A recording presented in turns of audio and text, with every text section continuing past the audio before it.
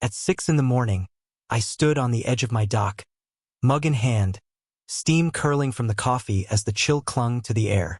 Peace didn't last long. 3 police cruisers came barreling down my gravel driveway, tires grinding, lights spinning silently. At the center of the chaos, Linda Carver, president of the Meadowbrook Estates HOA, shrieking and pointing at me like I was some wanted criminal. Her accusation? That I was fishing illegally on community property. The joke? I've owned this lake, all 5 acres of it, since 2009. What's worse, these folks have been sneaking onto my land for years, thinking it was theirs.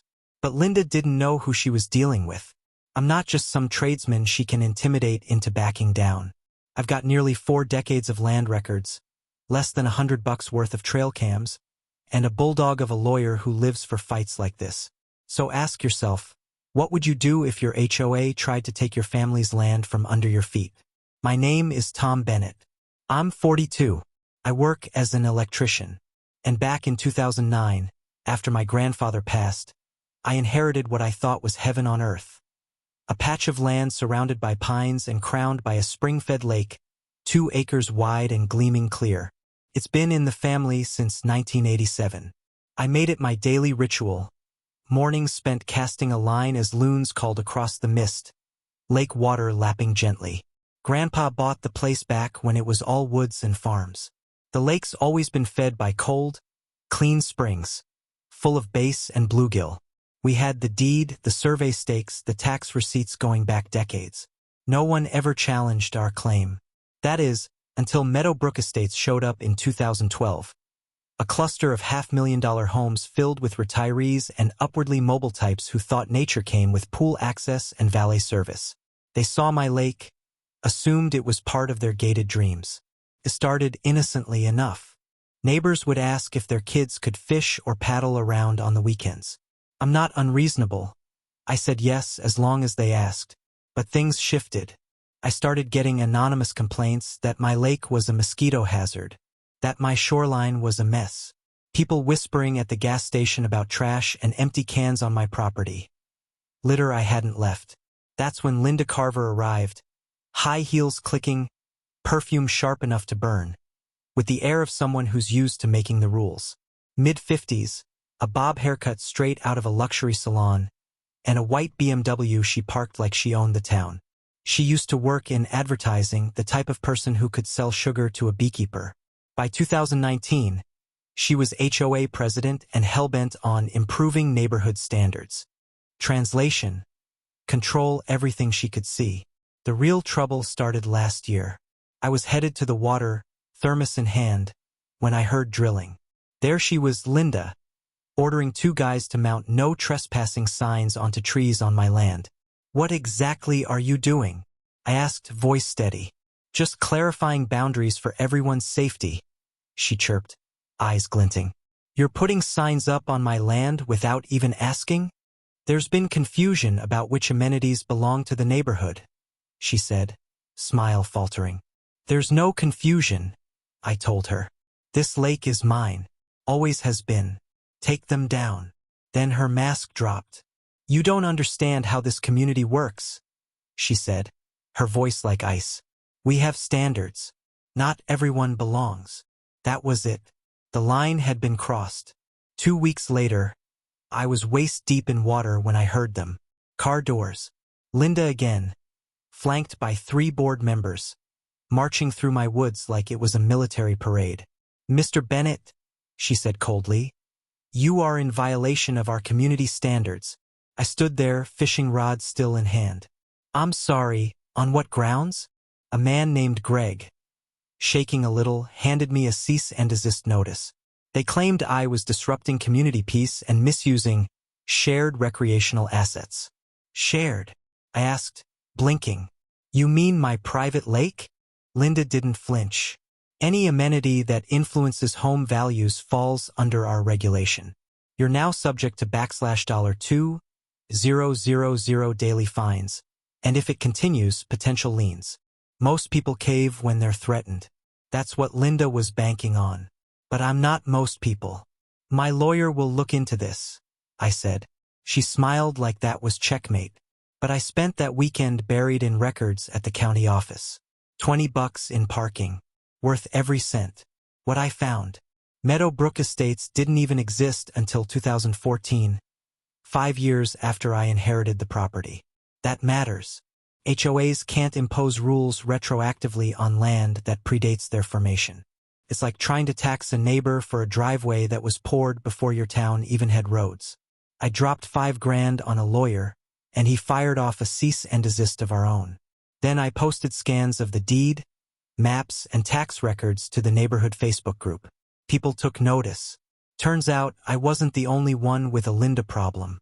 She responded by deleting my posts, blocking my account, and publicly accusing me of harassing the board. Then it got worse.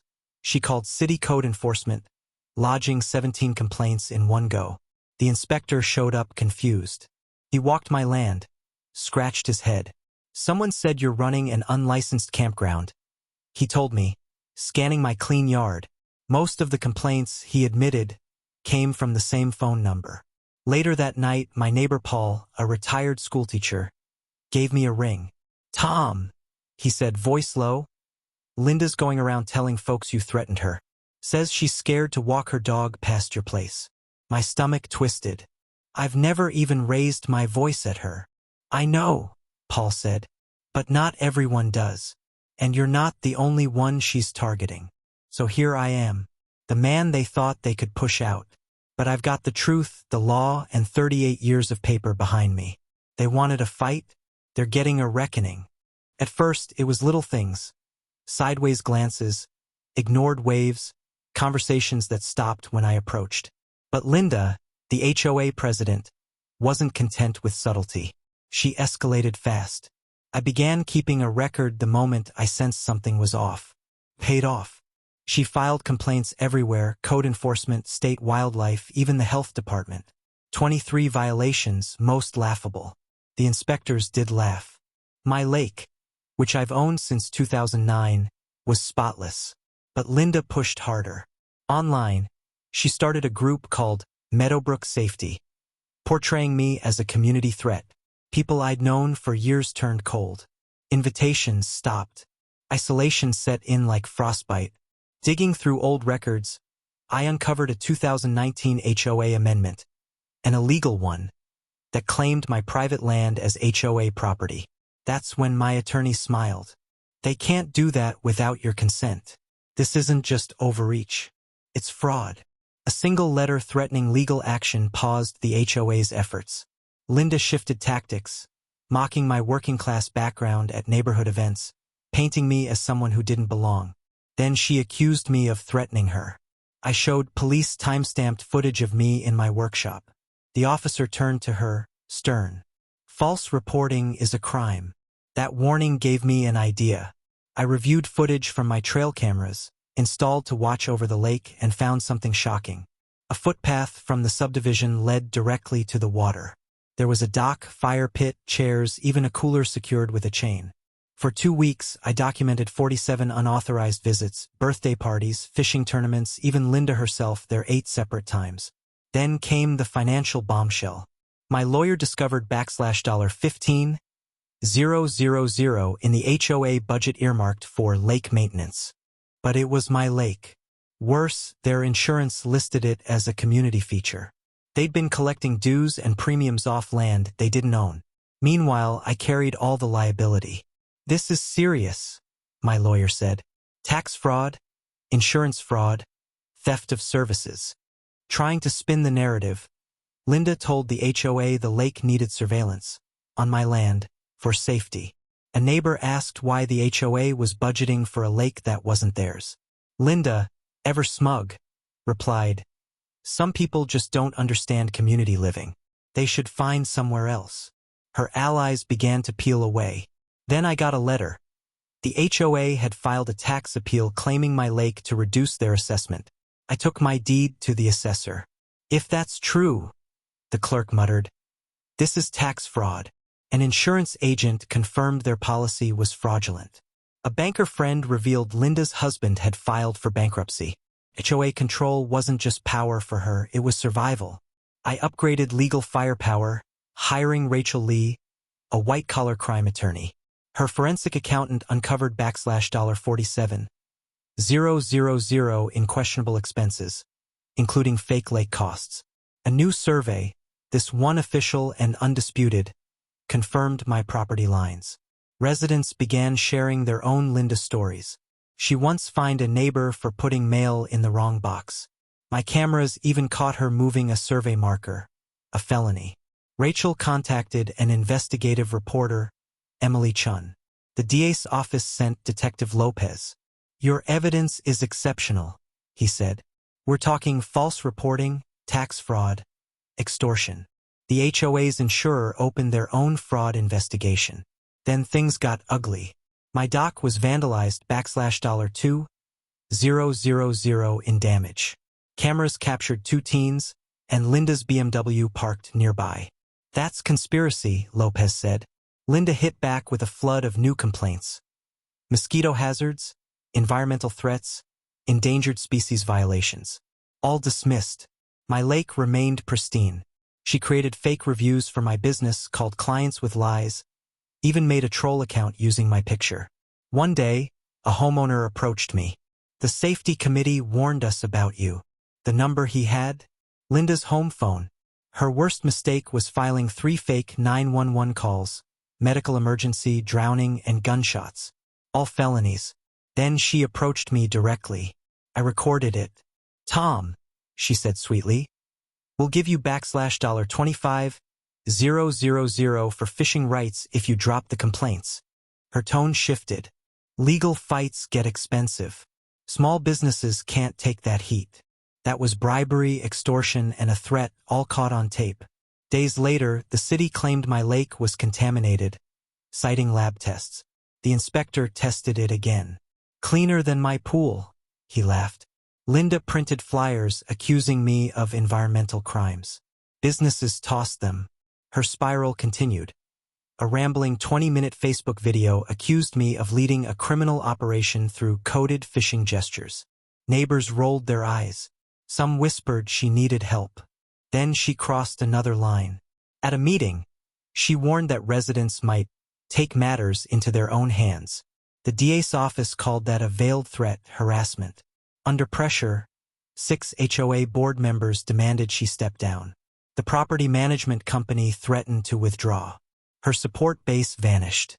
The next HOA meeting drew 150 residents and a local news crew. The room buzzed with anticipation.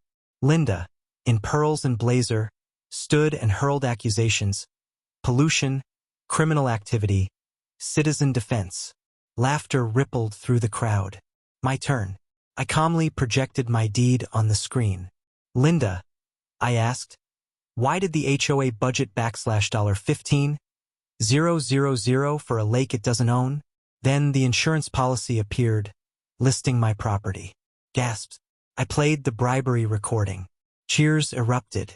I showed the footage of vandalism, the altered survey marker, the teens on my dock, her car waiting nearby. She started yelling about conspiracies, just as Sheriff Daniels walked in. "Linda Carver, you're under arrest for filing false reports, insurance fraud, and vandalism." Click. Handcuffs. Flashes. Applause. She pled guilty. Probation. $50,000 restitution. Community service. The HOA issued a public apology. My land was formally excluded from the association. New leadership took over. My case is now taught in legal seminars. 6 months later, I hosted the first ever Meadowbrook Lake Day. Barbecue smoke drifted over the water. Laughter echoed. Paul's granddaughter caught her first fish. I launched a regional lake ecology program. My business has never done better. Now I sit here, coffee steaming, loons calling. The morning air tastes like vindication. Clean, sharp, earned.